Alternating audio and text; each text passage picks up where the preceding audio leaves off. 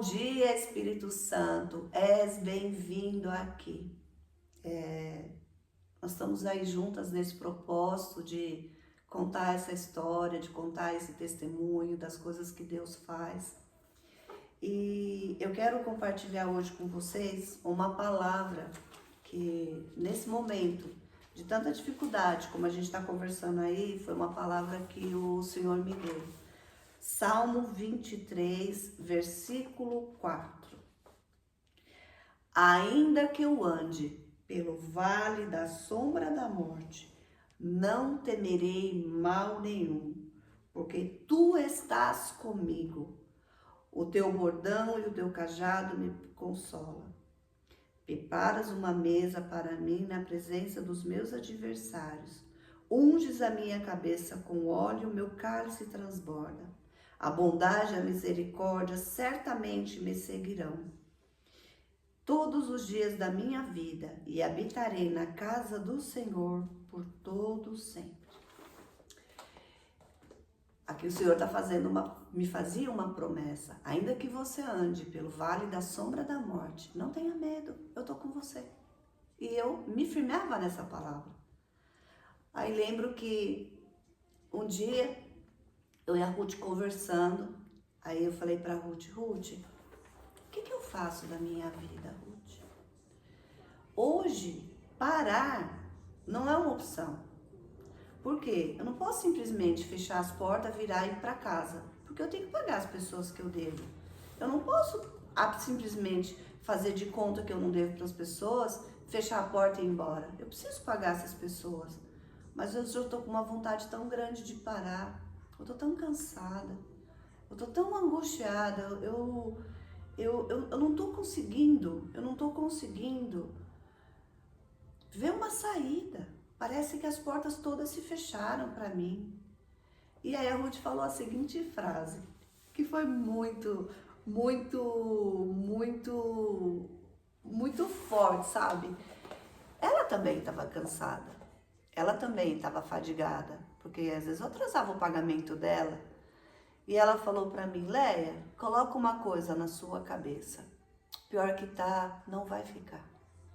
Eu falei, é verdade, pior que tá, não vai ficar. E ali a gente foi trabalhar o dia inteiro, né? E isso já era janeiro. Quando foi lá pelo dia 15 de janeiro, 15, 20 de janeiro, eu comecei a passar mal. Eu comecei a ter uma tosse muito forte, uma falta de ar, uma dor no peito, um mal-estar. Comecei a me sentir muito mal.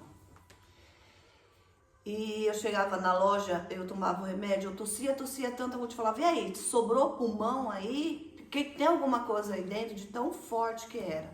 À noite, quando eu ia dormir, eu sentia tanta falta de ar, que eu lembro que eu ia para a sacada da minha casa e eu ficava buscando o ar e falando para Deus, Deus, eu não posso morrer agora, Jesus. Eu tenho que pagar as pessoas que eu devo, meu marido tá fora, eu tô com as crianças aqui. Deus, eu tenho as coisas do projeto. Deus, me ajuda, Senhor, me ajuda a amanhecer o dia. E assim foi indo. Quando foi no dia 24 de janeiro, eu tinha passado muito mal à noite, eu marquei e fui no médico.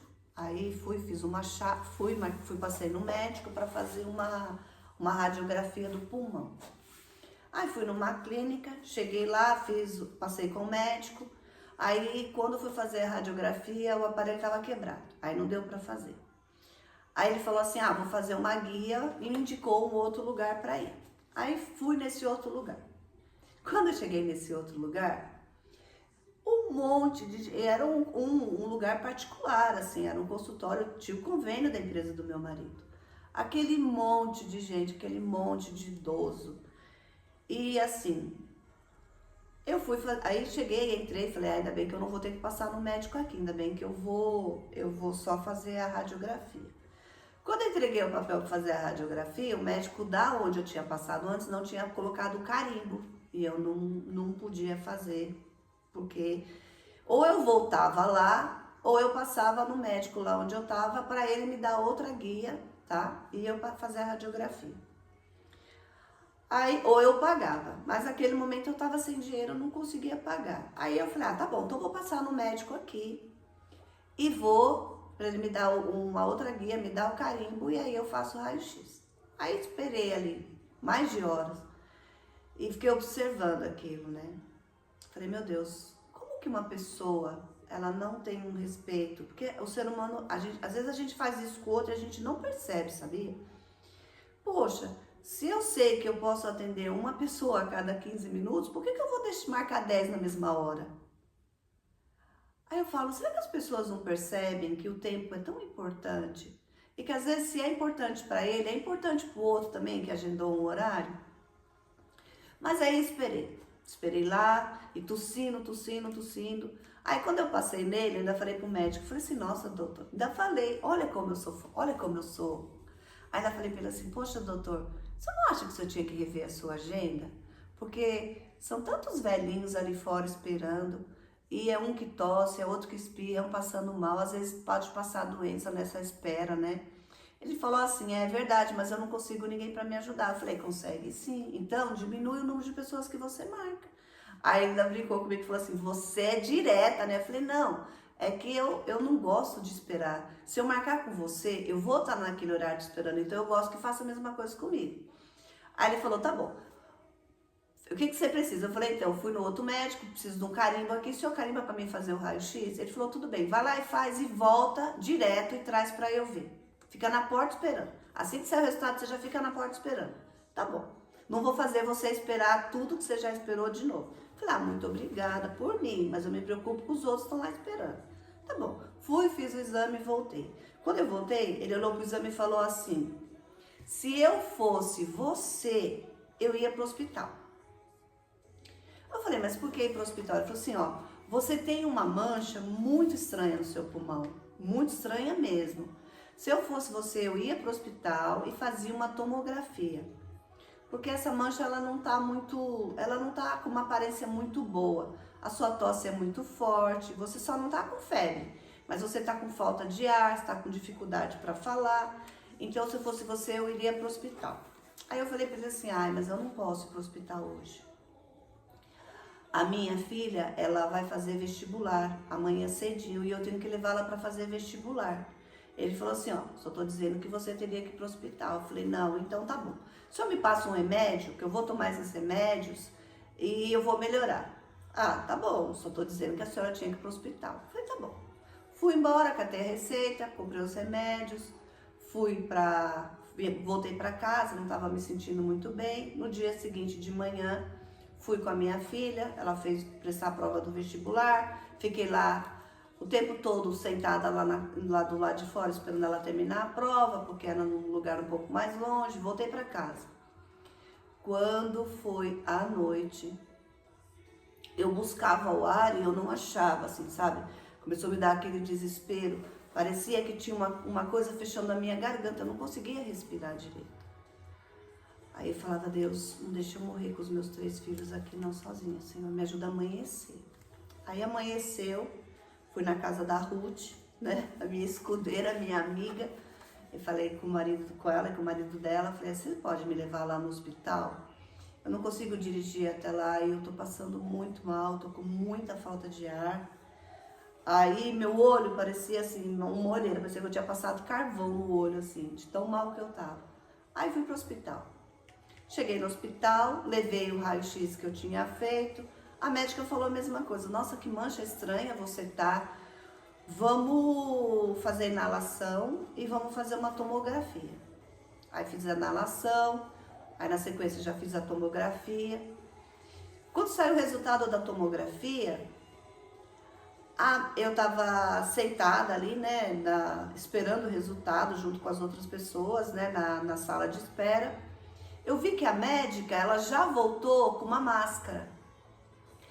E voltou com uma enfermeira junto com ela, também de máscara. Aí ela já entrou na sala e já me chamou. Quando eu entrei, aí a enfermeira já me deu uma máscara, falou, coloca essa máscara. Coloquei a máscara, ela falou assim, a senhora está com tuberculose. Eu falei, eu com tuberculose? Eu não tenho tuberculose. Falou, não, a senhora está com tuberculose. A gente só vai fazer um teste, senhora vai ser internada, a senhora vai ficar numa área reservada, a senhora não pode ter contato com pessoas, porque o que a senhora tem é contagioso. Então a senhora vai, a gente vai internar a senhora agora. Aí nisso aí ela falou, a senhora tá com acompanhante, vou preparar a internação da senhora, só que a senhora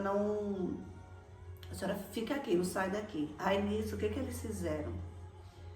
Eu tava com a máscara, me levaram pegaram um elevador que eu tinha que descer, cobriram todo o elevador assim, me levaram para uma sala, me sentaram numa cadeira, fecharam uma cortina em volta de mim e falou, a senhora não pode sair daqui, porque senão a senhora pode contaminar as pessoas que estão ao seu redor.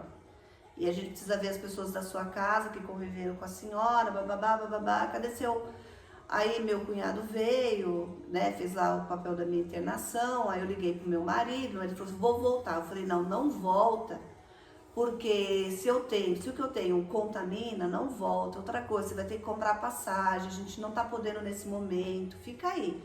Deixa eu fazer, deixa aqui que eu vou, a situação vai resolver. E eu não tenho tuberculose, eu não tenho, eu declaro, eu não tenho tuberculose. Tá bom, aí me internaram. Me colocaram num quarto. Aí fizeram os testes. Você sabe que quando tem a suspeita da tuberculose, você faz um exame durante 3 dias, né? Colhe o líquido e faz esse exame para confirmar se você tem realmente a tuberculose. Aí lembro que me colocaram num quarto. Do lado do quarto tinha uma reforma. Aí aquela noite inteira, aqueles homens, aquelas pessoas estavam fazendo aquela reforma, batendo, quebrando, batendo a noite inteira. E eu juntou a minha falta de ar, o mal-estar que eu tava, com aquele barulho do lado, e eu não dormi aquela noite de novo. Quando foi no dia seguinte, quando a médico chegou, que veio passar a visita, ele falou, nossa, a aparência da senhora não tá muito boa. A senhora não dormiu? Eu falei, não, porque tem uma reforma aqui do lado. Eles bateram, eles fizeram barulho a noite inteira, eu não consegui dormir. Ele falou, estão judiando da senhora, né? Colocaram a senhora do lado de uma reforma. Eu falei, é. Ele falou, não, pode deixar que eu vou pedir para mudar a senhora de quarto, para a senhora poder dormir. Aí me mudaram de quarto. E aí eu ali, né, nesses momentos que eu ficava sozinha com Deus, eu falava, Deus, por que você esqueceu de mim? Por que, Deus, que você tem permitido tantas coisas na minha vida? Por que, Senhor? Onde eu errei, me perdoa. Se eu errei, Senhor, você me perdoa. Mas Deus, tá demais. Aí lembro que eu mudei de quarto e naquele andar que eu fui, tinha uma caldeira. Quando era noite, aquela caldeira, ela ficava assim, zum, zum, a noite inteira. Eu falava, meu Deus, eu saí do lado da marreta, das coisas, Deus, eu vim do lado de uma caldeira. E eu não conseguia dormir, sabe, eu não conseguia descansar o dia inteiro, aquela opressão, aquele negócio, zum, no meu ouvido. Colhendo, tinha colhido o exame. Aí no dia seguinte vem o médico. A senhora não tá dormindo? Eu falei, doutor, como? Tava do lado da reforma, agora me colocaram do lado da caldeira. Ele falou, meu Deus do céu, senhora, vou pedir para mudar a senhora de novo de quarto. Eu falei, misericórdia, Deus, por favor, Senhor. Olha para mim, Deus, olha para mim, Senhor. Olha para mim, eu sei que eu sou pecadora, Deus, mas por quê? Sabe, e ali? Mudei de quarto pela terceira vez. Só que me colocaram num quarto ótimo, nosso quarto era muito bom. Só que o quarto tinha ar-condicionado. E eu tô ali de boa, num quarto bom, bem instalado, o meu convênio é apartamento, então eu, em momento nenhum, eu dividia assim, o quarto com ninguém, era um apartamento. Quando o médico chegou no quarto dia, ele falou, meu Deus, não, ele falou assim, dona, tão de zoeira comigo e com a senhora. Eu falei, como assim, doutor? Ah, você não vai me tirar daqui, né, doutor? Agora esse quarto é bom? Ele falou, minha senhora, Nós estamos fazendo exame na senhora, a senhora está com suspeita de tuberculose. Eu não posso deixar a senhora num quarto que tem ar-condicionado. A senhora vai espalhar isso tudo pro hospital inteiro. Não posso. Vai mudar de quarto de novo, vai mudar agora, não vai nem esperar, agora. Foi lá, catou a enfermeira, chamou a atenção da enfermeira, falou, como que vocês fazem isso com essa senhora? Vocês sabem que ela está fazendo exame de tuberculose, ela não pode ficar num quarto que tem ar-condicionado? E me mudaram de novo de quarto, mudei pela 4ª vez. Falava, Deus, o que eu fiz? Aí ainda brincava, falava, Deus, eu taquei pedra na cruz. Será que foi isso que eu fiz, Senhor? Sabe quando você começa assim, você fala, não, peraí. É só brincadeira isso comigo, né? Aí tá bom. Aí lembro que isso era quinta-feira. Aí fui pra 4ª mudança, fui pro 4º quarto. Aí fiquei, era um quarto bom. E só que não tinha o ar-condicionado, mas era um quarto bom. Falei, nossa, graças a Deus, agora eu vou ficar aqui. Agora ninguém me tira mais daqui, porque esse quarto aqui é bom, não vou mudar mais, tá bom. Fiquei. Quando foi de 4ª para 5ª, eu tava deitada no quarto de madrugada e eu comecei a sentir uma dor. O meu peito parecia que ele ia explodir. E parecia que tinha uma mão, assim, que tinha uma unha, uma coisa que ela enfiava assim dentro do meu peito. E aquilo começou a doer. E comecei a passar mal. E aí eu lembro que tinha a campainha, apertei a campainha, a enfermeira veio, eu falei, eu tô passando muito mal, tô com falta de ar, tô sentindo muita dor, muita falta de ar, que foi me dando um desespero. Aí a enfermeira, peraí, vou chamar o médico correram para me socorrer. Eu tava tendo tipo um derrame no pulmão, tava passando muito mal.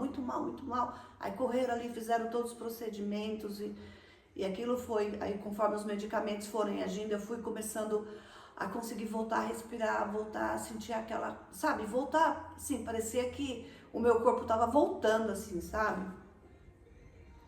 E aí, quando o médico saiu, quando saiu todo aquele pessoal, assim, que eu comecei a voltar, que eu comecei a me sentir bem de novo, aí eu peguei e falei, não, Deus, nós precisamos ter uma conversa muito séria agora. Nós precisamos conversar, assim. Nós precisamos conversar, Senhor, agora eu preciso de um particular com o Senhor, é eu e você, Pai, é eu e você agora.